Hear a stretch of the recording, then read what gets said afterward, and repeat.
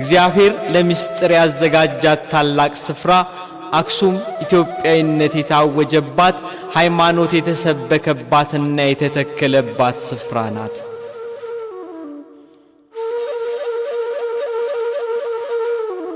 ንጉሥ ኢትዮጵስ በ2550 ዓመተ ዓለም አካባቢ አክሱማይ የተባለ ልጅ እንደነበረውና በዚያ ዘመን አካባቢ እንደተቆረቆረች ይነገራል። የእምነታችን ቅድመ መሰበኪያ የኢትዮጵያዊነት መሰረት አክሱም።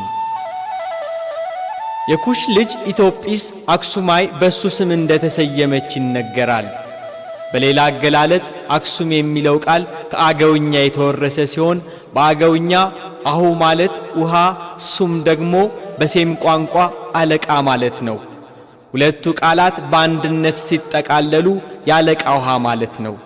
አሁን በአክሱም ከተማ አካባቢ የሚገኘው የከተማው ሕዝብ የሚጠቀምበት ማይሹም የሚባለው የውሃ ማጠራቀሚያ ግድብ ይህንን ታሪክ ያጠናክራል። ለኢትዮጵያ የክርስትና እምነት እናትና ለስልጣኔዋም ለባህሏም መነሻ ምንጭ ናት አክሱም።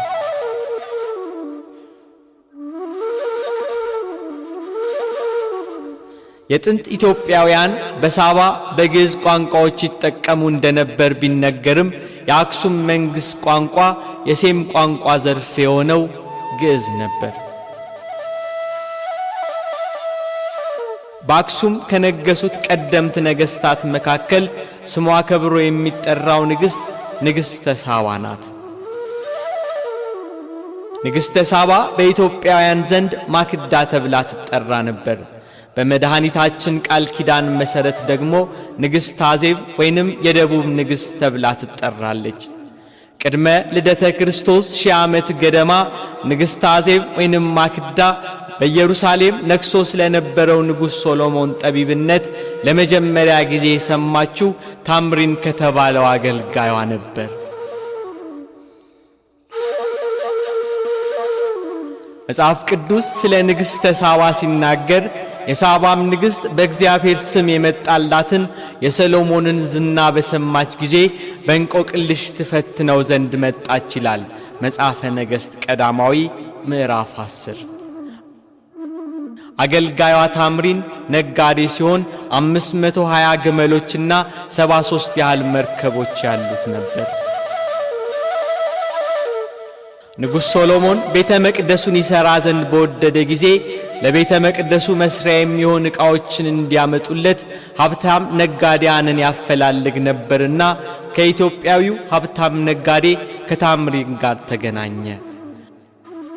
ንጉሡ ከአረብ አገር የሚያስፈልገውን ቀዩን ወርቅ፣ ጥቁሩን የማይነግስ እንጨትና ሰምፔር የተባለውን እንዲያመጣለት አዘዘው። ታምሪንም ንጉሡ የፈለገውን ሁሉ አመጣለት።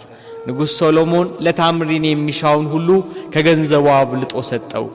ነጋዴው ግን እጅግ ብልህ ነበርና ከንጉሡ ጋር በነበረው ቆይታ የንጉሥ የሰሎሞንን ጥበብ ያስተውልና ያደንቅ ነበር።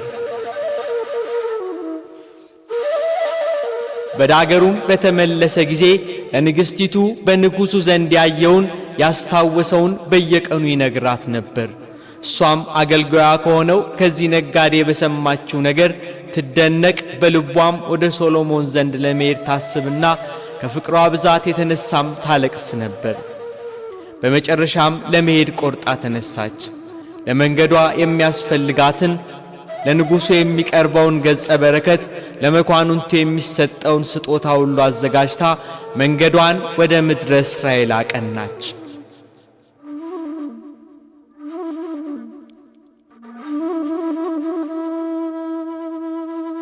ኢየሩሳሌም በደረሰች ጊዜ ባየችው ነገር ሁሉ እጅግ ተገረመች። በዝናው ብቻ የሰማችውን የሰሎሞንን ጥበቡን በዓይኗ አይታ ባድናቆት ባህር ሰጠመች። በዓይኗ ያየችው ከሰማችው በላይ ሆነባት። እርሷን በፍጹም ፍቅር ተቀበላት፣ የሚገባውንም ክብር ሰጣት። የጥበብ ሁሉ ምንጭ ስለሆነው የእስራኤል አምላክ እግዚአብሔር ነገራት። እርሷም ይህንን ጥበብ ለሶሎሞን የሰጠውን አምላክ አመሰገነች። ልቧም በእውነተኛው አምላክ ፍቅር ተነደፈ።